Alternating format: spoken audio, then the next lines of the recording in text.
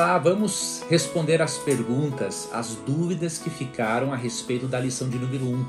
Eu espero que você tenha gostado da primeira lição e eu já lhe adianto que na lição de número 2, além de eu apresentar um resumo geral da doutrina das alianças, eu vou mostrar para você um slide, um gráfico que vai facilitar e muito a sua compreensão do assunto. Então não perca a próxima lição, tá bom? Bom, a lição número 1, em que já apresentamos uma introdução ao estudo da aliança, né? Ou seja, o acordo que Deus fez, o acordo eterno de salvar o ser humano por sua graça através de Jesus Cristo, eu recebi algumas perguntas e eu já quero começar a respondê-las. A primeira delas, na verdade mais de uma pessoa fez essa pergunta, diz respeito à Bíblia de estudos que eu estava utilizando na lição número 1. Tá? Então, por exemplo, o Rafael Stange, ele diz aqui que está obtendo materiais para se aprofundar no estudo da Bíblia e ele gostaria de saber qual é a Bíblia que eu utilizei naquele momento. Veja, a tradução que eu usei foi a Almeida, não é? Revista atualizada, e a Bíblia de estudo que está sobre a minha mesa era essa aqui, ó, Bíblia de Estudo Plenitude. Tá? Eu até vou deixar um link aqui na descrição do vídeo. Eu tenho um amigo que tem uma livraria, na verdade um e-commerce, né? E ele está fechando essa loja e lá tem algumas dessas bíblias ainda por um preço interessante. Então eu vou deixar na descrição do vídeo o link caso você queira adquirir esta bíblia. É uma bíblia excelente, tá? Uma bíblia de estudos excelente. Tá? Eu gosto muito dela. E uma outra bíblia de estudos que eu uso muito é a Bíblia de Estudo de Genebra. Tem um vídeo meu no YouTube, clica na lupinha e digita lá Bíblias de Estudo e você vai ver várias Bíblias de estudo que eu indico, além desta aqui. Mas essa aqui foi o que eu usei então na vez passada. Hoje eu estou aqui com a Bíblia de Genebra. Não estou usando as notas dela hoje, né? Mas só a tradução Almeida atualizada. Mas essas duas são as que eu mais ando com elas. Tem uma Bíblia nova, que é a Bíblia de Estudos da Nova Versão Transformadora. Também é uma Bíblia muito boa. Bíblia de Estudo NVT. Ó, tem a Bíblia de Estudos da King James atualizada. Bíblia Arqueológica. Bíblia com reflexões de Martinho Lutero. Então tem várias Bíblias de estudo. Bíblia Ave Maria, Bíblia de Jerusalém. Então, Bíblia Shed. Então eu tenho várias Bíblias aqui. Essas são algumas das que eu recomendo e você pode ver então naquele vídeo, tá bom? Então essa aqui foi a pergunta do Rafael e de outros queridos. A Maria Ivonete de Oliveira, Ivonete é o nome da minha mãe, Maria, né? Maria Ivonete perguntou o seguinte: Oi, Leandro, amo seus programas, suas pregações. Fui católica durante 16 anos, né? E já tem 24 anos que ela é uma cristã adventista, né? E ela respondeu a minha pergunta sobre o guia de estudos que os irmãos católicos têm, porque a lição nossa é um guia de estudos chamado Lição da Escola Sabatina, porque estudamos no sábado. Os irmãos evangélicos têm a lição da escola dominical, porque estudam ela principalmente ao longo da semana, mas a revisão é no domingo. E aí eu perguntei sobre um guia de estudos na Igreja Católica, e eu iria fazer menção disso nos vídeos também, obviamente. Eu tenho muitos internautas católicos. E aqui Maria Ivonete de Oliveira disse o seguinte, que eles têm o manual de reflexão. Diz que esse manual de reflexão é utilizado nos grupos de reflexão, que equivalem aos pequenos grupos que há na Igreja Adventista e em outras igrejas. Tá? Então, existe um manual de reflexão utilizado em grupos de reflexão. E a Maria Inês Oliveira disse que existe também um guia de estudos que é um jornalzinho semanal, onde os irmãos pegam no balcão da igreja nos dias de missa e no final da cerimônia devolvem. E assim é que acompanham toda a cerimônia da missa por esse jornalzinho. Tá? Então, esses foram os esclarecimentos. Eu agradeço a vocês, né, por eu poder também fazer menção a isso, obviamente, nos vídeos. A Eliane Novak perguntou o seguinte: qual a diferença entre o designer inteligente e o criacionismo? Na verdade, O pressuposto, né, é o mesmo, né, de que uma mente mestra, né, um criador, esteve por trás da criação de todas as coisas. A diferença é que o criacionismo ele vai mais para as evidências na natureza a respeito do criador, tá? E o designer inteligente, ele foca, não que o criacionismo também não enfoque isso, né? Mas o designer inteligente, ele foca mais naquilo que os adeptos chamam de complexidade irredutível, ou seja, existem sistemas no organismo humano, como por exemplo a coagulação do sangue, que são irredutivelmente complexos, ou seja, se faltar uma engrenagemzinha do motor, não existe. Então isso mostra que é impossível macroevoluir esse tipo de sistema irredutivelmente complexo. Ele tem que ter surgido com todas as pecinhas prontas. Então, ele mostra o Michael Behe, não é? Mostra a célula, mostra a coagulação do sangue e outras coisas irredutivelmente complexas. Então, o criacionismo enfatiza, óbvio, a natureza, o relato bíblico e harmoniza-o com a natureza, com a vida e tudo mais. Então ambas as teorias, criacionismo e design inteligente, se complementam. Ok? Vamos aqui agora para a pergunta do Lucas. Olá, essa aliança vai continuar na nova terra? Veja, na nova terra nós já estaremos salvos. Então nós teremos lembranças da aliança que Deus fez conosco. Obviamente nós estaremos salvos e com base nessa aliança, mas nós não precisaremos focar, né, mais a nossa vida na nova aliança, porque ao vermos Jesus, né, nós vamos estar em comunhão com Cristo e vamos aprender diretamente dele sobre o plano de salvação. Então, de certo modo, pode-se dizer que vai existir, mas diríamos assim, não existirá no sentido de que não haverá necessidade, porque já estaremos salvos. Tá? Já estaremos, Cristo terá concluído o seu plano de salvação, então ele já terá glorificado os crentes e tudo mais, então o pecado já não terá mais a existência, então o plano de salvação será o nosso objeto de estudo e não a nossa necessidade mais. Tá ok? Outra pergunta, Gustavo Henrique. Bom dia, professor. Gênesis 2,19 diz que Deus formou da terra os animais. Isso quer dizer da terra assim como Adão? Não, é diferente, Gustavo. Em Gênesis 2,19, quando diz que Deus formou os animais, aqui o verbo para criar os animais é diferente, tá?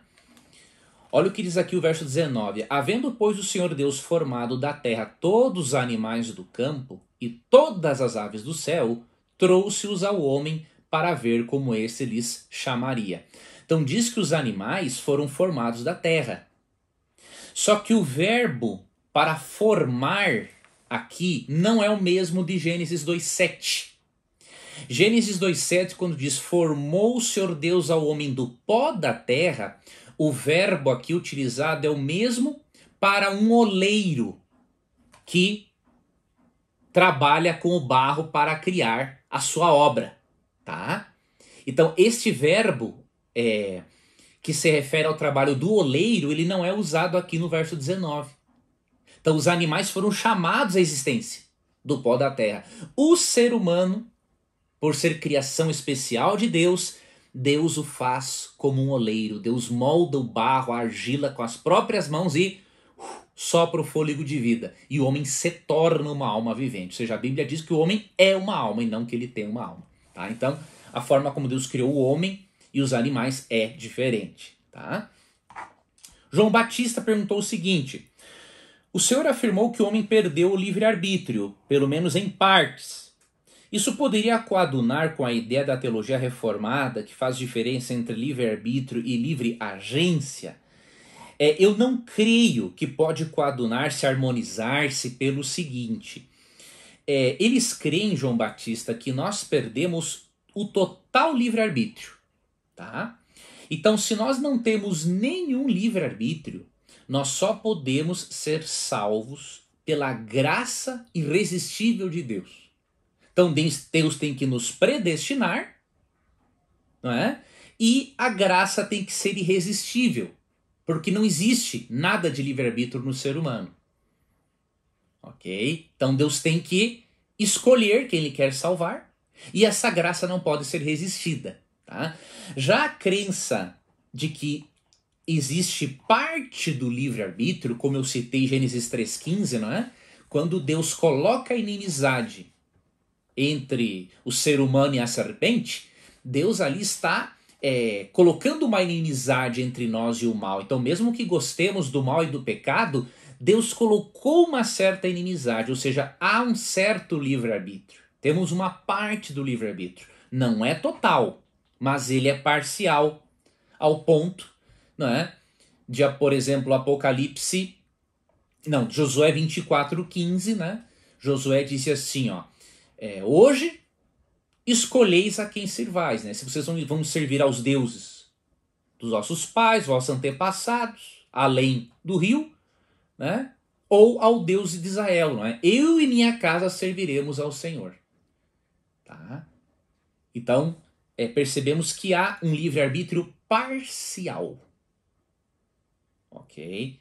Esse livre-arbítrio parcial permite que nós sejamos agentes morais responsáveis por nossas ações, mas este livre-arbítrio ele é direcionado pelo Espírito Santo. Tá? Romanos 2,4 diz assim, que a bondade de Deus nos conduz ao arrependimento. Conduzir é uma coisa, obrigar é outra, né? Então, Deus não predestina que alguém se arrependa e o obriga a fazer isso. Ele o quê? Conduz. Ele não faz a força. Mas realmente, mesmo para exercermos esse livre-arbítrio parcial e corrompido pelo pecado, nós precisamos da condução do Espírito. Mas nós não cremos na tal de livre agência, ou seja, o homem não tem livre-arbítrio, mas tem livre agência. Nós não conseguimos ver harmonia nesses conceitos. Tá? Na verdade, os calvinistas criam esses conceitos para tentar explicar aquilo que não tem como explicar, né? Por exemplo, como que Deus pode predestinar as pessoas a fazerem as coisas que ele mais odeia que elas façam. Tem como. Né? Totalmente incoerente. Vamos para as duas últimas perguntas. A outra pergunta, a penúltima, é de Maria Socorro Silva Ruff. Ela pergunta assim, se Adão não tivesse comido da árvore, não teria pecado na terra? Sendo que Eva foi enganada?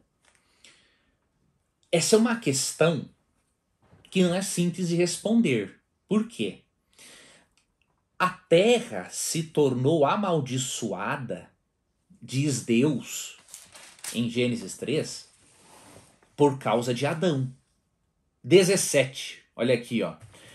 E a Adão disse, visto que atendeste à voz de tua mulher e comeste da árvore que eu te ordenara não comesses, maldita é a terra por tua causa.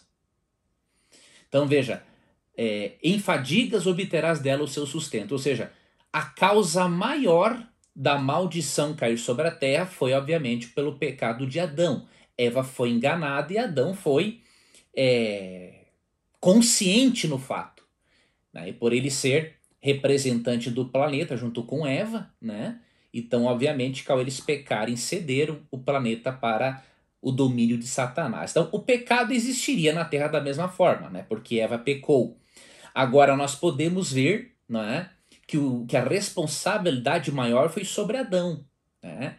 Eva também tinha sua responsabilidade, ela sabia que não era para comer do fruto. Deus avisou ambos em Gênesis 2, 16 e 17. Mas Adão, quando viu que a mulher comeu do fruto, ele preferiu comer o fruto junto com ela do que diríamos assim, imaginar a possibilidade de ela morrer e ele ficar sem ela. Então ele preferiu ela no lugar de Deus. Tá? Então, e aí alguns me perguntam, se Adão não tivesse pecado, Cristo morreria por Eva?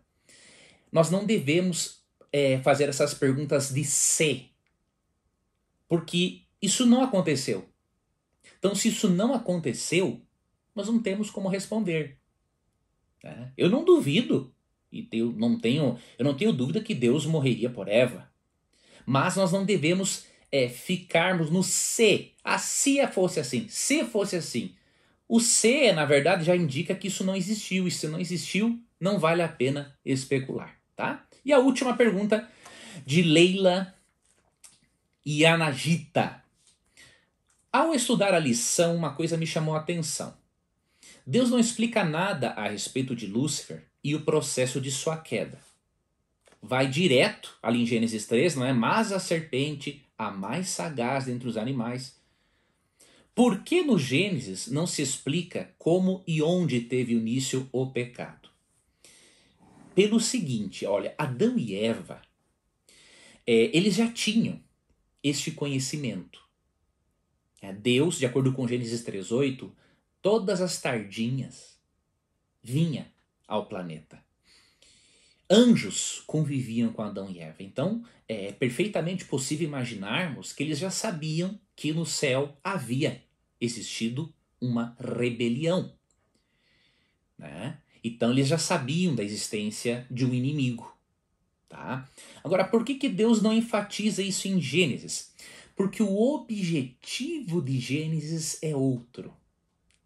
Veja, Gênesis foi escrito numa sociedade politeísta, né, que acreditava em muitos deuses. Entre eles, Sol, Lua e estrelas. Então o foco do Gênesis foi o quê? Mostrar no capítulo 1 que Deus é o criador dos astros e que os astros não são deuses, ou seja, ele é o criador. Então, Gênesis 1 mostra que Deus é superior a tudo aquilo que os pagãos acreditavam serem deuses. No capítulo 2 ele mostra que Deus criou o ser humano à sua imagem e semelhança, ou seja, o ser humano é especial, mas ele não pode ser divinizado. Existe alguém acima dele que é o Criador. Gênesis 3 mostra como foi, em resumo, o pecado. Não entra em detalhes porque ali não era importante. Porque logo no capítulo 4, o que Deus faz? Ele já mostra os resultados do pecado. No 3 também ele mostra as consequências. No 4 nós já vemos os resultados. A morte de Caim, seus descendentes e por aí vai. Então o foco de Gênesis 3 não era identificar a serpente como sendo o diabo, usando a serpente, porque Adão e Eva já sabiam disso. Tá?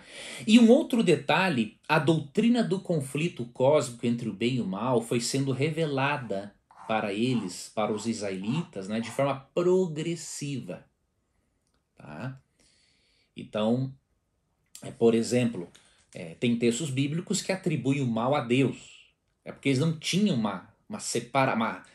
um conhecimento a respeito. 1 Samuel 16,14, né? Diz que um espírito imundo da parte de Deus tormentava Saul. Mas você vai para o verso 15, você vê que não é a opinião bíblica, é a opinião dos companheiros e amigos de Saul. Então Deus foi revelando gradualmente para eles o grande conflito, na medida em que eles pudessem entender. Então, Paulo faz menção à antiga serpente, né, como o diabo, em 2 Coríntios 11, se não estou enganado, 1 Coríntios 11. E aí, Apocalipse 12, 7-9 é o texto que realmente mostra, olha, a serpente foi um instrumento, não que o animal em si falou, mas ele foi um instrumento mediúnico para que Satanás falasse através dele. Tá bom? Então é por causa de ênfases, né? A Bíblia tem ênfases, o Gênesis tem o propósito principal de mostrar que Deus é o criador dos astros, né? Dos seres humanos, que o pecado passou a existir em nossos primeiros pais e não foi por culpa de Deus, tá ok?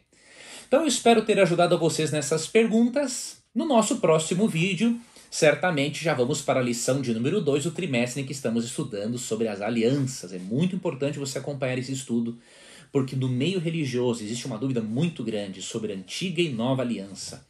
E isso acaba criando uma má compreensão do plano de salvação e da relação entre graça e lei.